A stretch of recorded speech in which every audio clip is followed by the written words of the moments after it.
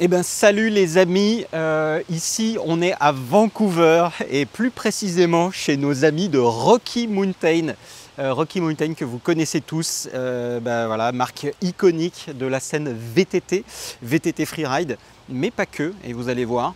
Voilà, aujourd'hui je me fends d'une petite visite chez donc, nos amis de chez Rocky Mountain et je vous fais découvrir tout ça de l'intérieur et vous allez voir, il va y avoir des trucs vraiment pas mal et pour certains je pense et en tout cas j'espère que ça va vous rappeler quelques souvenirs. Bon allez c'est parti, on y va.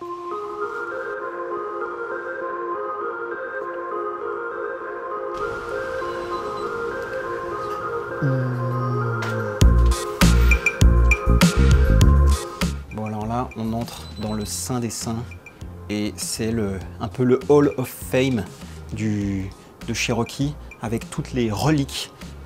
Celles-ci vont vous rappeler quelques trucs. Regardez-moi ça, le Speed avec sa magnifique fourche Z1.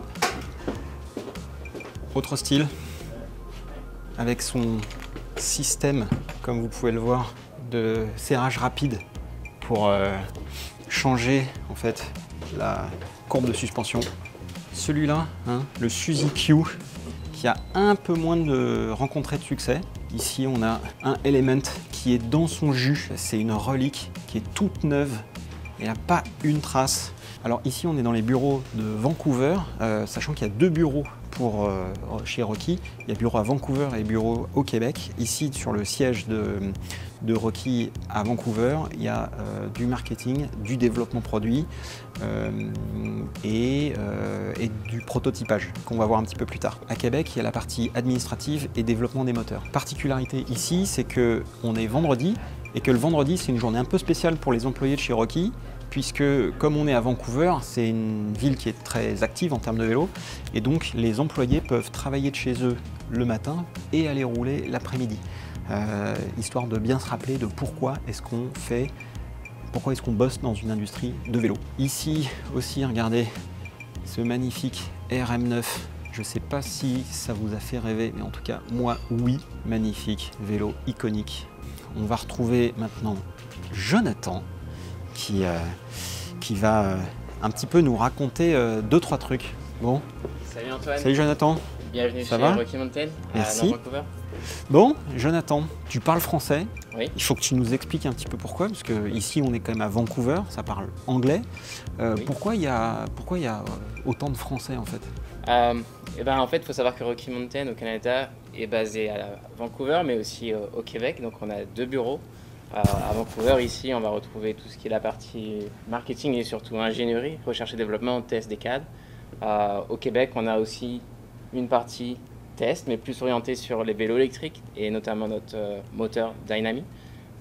Donc voilà, on travaille mutuellement tous ensemble et c'est intéressant d'avoir des personnes francophones ici aussi. Top. Alors toi, tu viens de La Réunion. Ouais, je suis réunionnais. Qu'est-ce qui t'a amené ici? Les vidéos à l'époque, il y a 15 ans, New World Disorder, ces choses-là. Bien sûr. Thomas Van Der Ram, avec qui je travaille maintenant, c'est une chance c'est incroyable. fou. Ouais. Ça doit être génial de pouvoir travailler avec ces gens qui nous ont fait rêver et de collaborer avec eux. C'est assez unique et aujourd'hui de pouvoir apporter sa pierre à l'édifice aussi. C'est une démarche qui va inspirer beaucoup de jeunes aussi à se mettre à la pratique du mountain bike. Bien sûr. C'est assez unique. Ouais. C'est top. Ok. Combien on a de Français chez Rocky? De Français ici, à peu près une idée. 2 ou 3, Ouais, mais en ok. francophone, c'est quasiment, je dirais, on est quasiment 50% de l'effectif ici à Vancouver. Ok. Wow. Et au Québec, bien sûr, tout le monde est francophone. Bon, si vous voulez venir travailler chez Rocky, sachez que c'est possible en tout cas. Alors, je ne sais pas s'ils recrutent, mais en tout cas, si vous voulez y bosser, vous m'envoyez un CV, je ferai passer. Bon, on va découvrir un petit peu ce qu'il y a derrière. Ouais, c'est sûr. Super, on va voir quelques trucs. Il y a 2-3 trucs que je ne pourrais pas vous montrer parce que c'est du développement, mais vous allez voir, ça va être cool. Allez, c'est parti. On se dirige dans le... Attends, je regarde quand même ça là. Hein, c'est beau ça aussi. Ouais. Regardez-moi ça. Waouh, RMX. Oh. Mais en tout cas, belle relique. Oh, regardez, tiens, ça c'est Tito ça, qui a fait ça. Salut Tito. Bravo, bien joué. On va se diriger dans le cœur de Rocky Mountain, je vais dire, l'atelier recherche et développement. Ok. Waouh. Donc là, on est dans l'atelier recherche et développement de Rocky Mountain. Ouais. C'est ici qu'on assemble les premiers prototypes, qu'on fait les tests. Donc là, ici, on est en train de tester un cadre au niveau de la friction et de la rigidité pour voir si tout est OK, solide. Et on va aussi évaluer la fatigue jusqu'au point d'échec pour s'assurer que tout est conforme et sécure pour le rider. Bon, du coup, là, il y a 60 000 tests, 60 000 cycles qui sont faits. Et si au bout des 60 000 cycles, le vélo n'a pas cassé, il est validé. Assez simple quand même.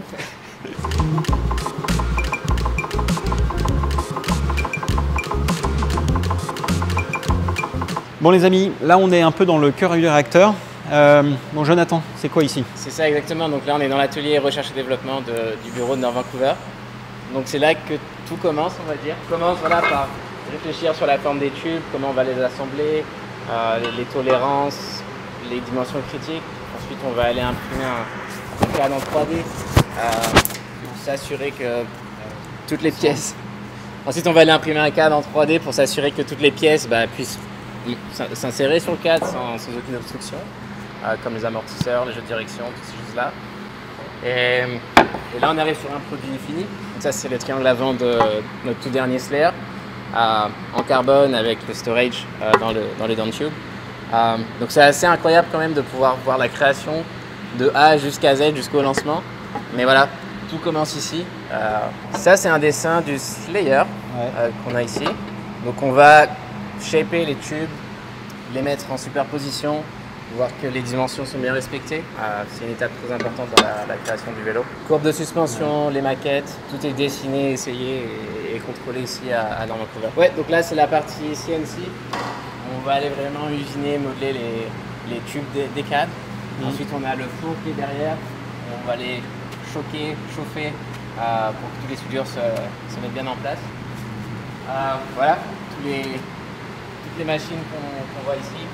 Voilà, pour vraiment permettre de contrôler les alignements entre tous les tubes. Ça, j'ai oublié de le cacher. Ça, whatever. On a la chance d'avoir tous nos riders ici sur S2 Sky à Squamish. Donc on les voit régulièrement au bureau quand ils ne sont pas sur les courses pour venir récupérer les affaires, monter les vélos, préparer les vélos, découvrir les nouveautés aussi avec nous. Donc voilà, c'est vraiment une relation de proximité qu'on a avec l'équipe et qu'on adore. Génial. Ouais, donc c'est des gens qui testent vos vélos, mais bien aussi sûr. Vous avez, toi tu testes des vélos. Ouais. Tous les employés presque testent les vélos, ça? Les vélos sont là, il suffit de demander, d'essayer, il n'y a pas de problème. Et c'est une chance aussi qu'on a, par exemple, moi j'ai participé au test du dernier Slayer, je l'ai roulé pendant 6 mois. Voilà, ça permet de valider première cinématique, comment le vélo fonctionne, ce qu'il faut corriger avant la mise en production. Voilà, là, je vous montre un truc, bon, on va voir si on peut le montrer derrière, mais voilà. Ça, c'est pour demain. C'est pour demain, pour plus tard. C'est donc ici que les vélos Rocky Mountain sont faits et c'est donc du local. C'est prototypé sur place, c'est fait rapidement. Ouais. Tu disais le temps entre le moment où tu peux dessiner un vélo et le moment où tu le roules, c'est quoi Le dessin, ça peut prendre du temps parce qu'on va vraiment penser à la cinématique. Mais une fois que le dessin est validé, on passe à l'assemblage des tubes ici. Ça peut aller, c'est une semaine, 2. C'est très rapide et nous, ça nous permet d'aller sur les trails après et essayer directement en conditions réelles. C'est un terrain super pentu. Ok, donc entre le dessin et le roulage, c'est bien court, c'est top. Et puis du coup, l'adaptation aussi, si tu as des updates à faire et des modifications, pareil, ça peut être fait très très rapidement. Ouais, sur les premiers prototypes en aluminium, on valide tout de suite ce qu'on aime, ce qu'on n'aime pas. Et ensuite, on peut aller sur une V2 ou directement, avec nos validations, passer le feedback pour la production des modèles en carbone. Wow. Impressionnant. On va aller voir un peu ce qui se passe là-haut. Ouais, il y a quelques reliques. Alors, je laisse y aller. Allez.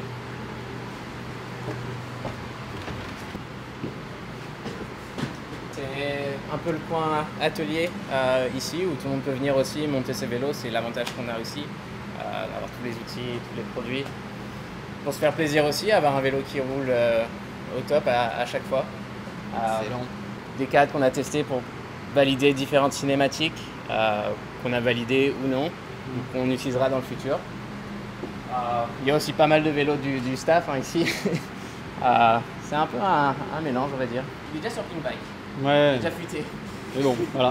Ouais. Celui-là, on peut pas trop le montrer. Voilà. Ok, super. Et donc voilà.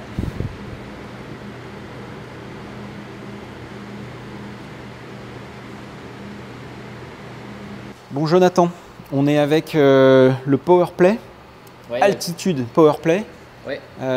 Donc il y a un vélo particulier dans la mesure où le moteur, en fait, il est fait chez vous. Exactement. Donc c'est un moteur qui est développé complètement en interne. 100%.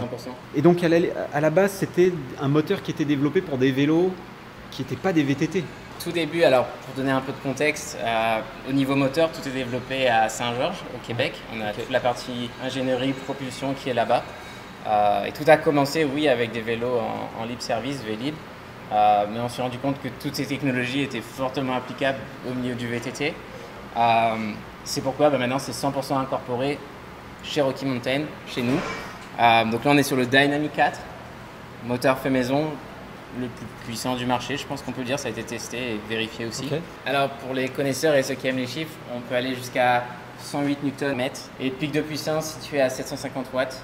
Donc on ne veut pas, lorsqu'on appuie là, que ça démarre à fond la caisse. C'est vraiment un système très progressif qui va amener la puissance en fonction de la force qu'on applique à la pédale pour avoir un toucher vraiment sensible, ce qui aide aussi, on peut dire, dans les montées techniques.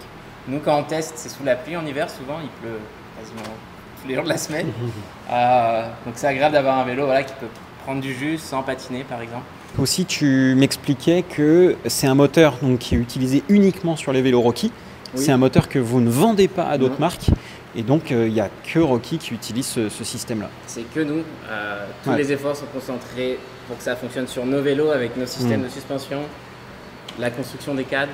Donc, c'est tout un système en fait qui est intégré, le système Powerplay. Donc ici, on est sur le moteur Dynamic 4 Powerplay qu'on retrouve ici à l'intérieur. Comme vous pouvez voir, la chaîne elle remonte légèrement. Donc on a un système qu'on appelle mid-pivot, intermédiaire entre un vélo normal et high pivot pour la suspension. Et ça va venir vraiment accompagner et décupler la force appliquée à la pédale. C'est vraiment le cœur du système, c'est ça. Un autre point unique au vélo Rocky Mountain, c'est le système Ride 4. Donc au niveau du point d'ancrage d'amortisseur, on a 4 positions, 1, 2, 3, 4. Et ça permet de faire varier la géométrie et aussi le fonctionnement de la suspension en fonction des préférences du rider et des terrains.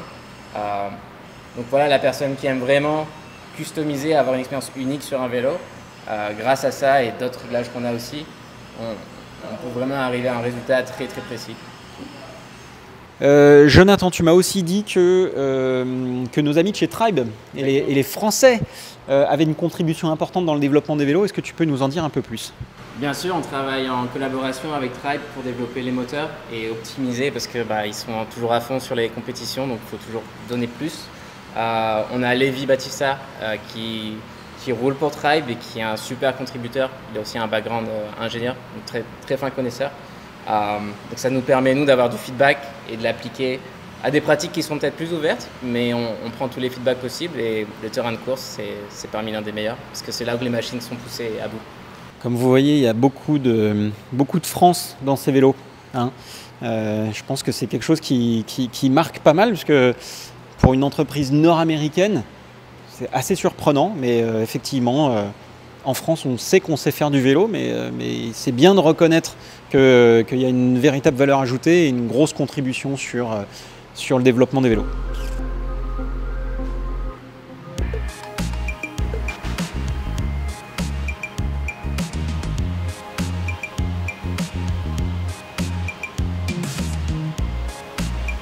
Donc voilà, ça c'est le bureau de Alan qui travaille dans la recherche et développement depuis quasiment le début de Rocky Mountain. C'est assez impressionnant de le voir encore ici créer des cadres, les premiers modèles, c'est toujours lui qui met la main à la pâte, c'est assez unique. On peut voir sur son bureau qu'il y a des reliques du passé. C'est super cool de pouvoir travailler avec lui encore aujourd'hui.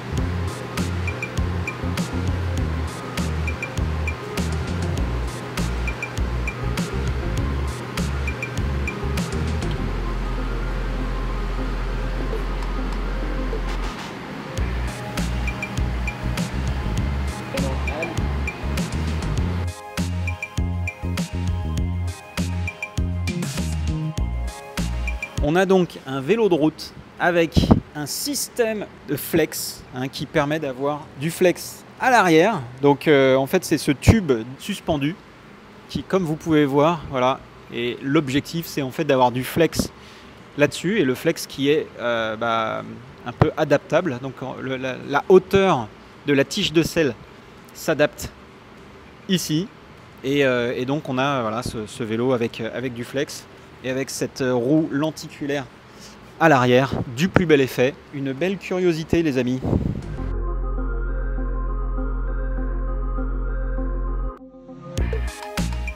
Donc là on est sur le rayon des trophées, assez varié entre la Rampage gagnée par Wade Simmons, les Coupes du Monde d'Enduro gagnées par l'équipe Tribe aussi. On s'y retrouve un peu partout. Donc ça montre vraiment voilà, que l'implication au niveau de compétition, que ce soit freeride ou enduro ou downhill, on avait un team avant, on peut voir là ici. C'est vraiment une partie clé pour Rocky, pour les développements et l'image de marque aussi.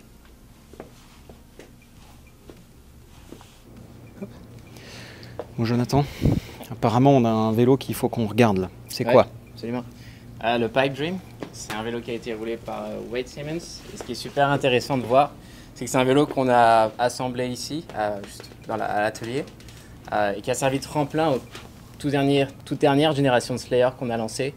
Vous pouvez voir ici au niveau de la forme du CAD, avec ce bras qui est très similaire à ce qu'on a aujourd'hui sur les versions haut de gamme en carbone. Vélo d'essai, super adoré par nos riders, notamment la couleur qui est assez funky. Et Wade qui a envoyé du gros avec ce bike aussi. Bon bah merci beaucoup Jonathan. Merci. Et merci beaucoup pour cette visite. Pour vous qui nous avez regardé, merci beaucoup d'avoir regardé cette vidéo. On espère que ça vous a plu et que vous avez appris plein de trucs. Et puis si vous avez des questions, n'hésitez pas à les poser dans la partie commentaires. Il y a peut-être des trucs que j'ai pas abordés, dont on n'a pas parlé, mais je vous dirai tout ça voilà, dans la rubrique commentaires. Et voilà, et puis maintenant nous on va aller rouler et voir un petit peu ce que ça donne. Allez, c'est parti. Ciao. Salut.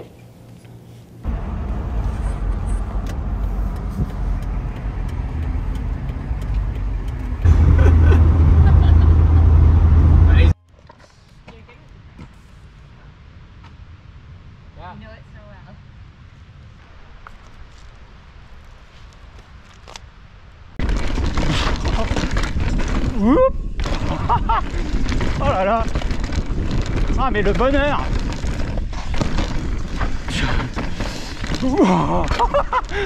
Oh celui-là à l'aveugle il était bien.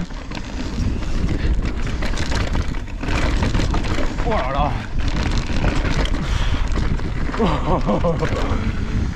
Oh là là. Ah mais le kiff. C'est cool hein. Ah les amis. Non mais les amis, est-ce que vous vous rendez compte du kiff que c'est? Vous avez vu ça? Et des trucs comme ça, il y en a... Il y en a partout. Si tu prends la map, c'est infesté de trails, donc c'est fou. Non mais en fait, ouais, c'est ça. Il faut regarder l'appli Trailforks et regarder les trails qu'il y a, mais c'est un gruyère. Il y en a partout, partout, partout, partout. C'est illimité. Et donc du coup on comprend pourquoi Jonathan est venu ici en vacances, puis qu'après il est resté quoi. Parce que en fait c'est le paradis ici quoi. Bon j'ai promis de rentrer. J'ai promis de rentrer donc je rentrerai. Mais quand même ça donne envie.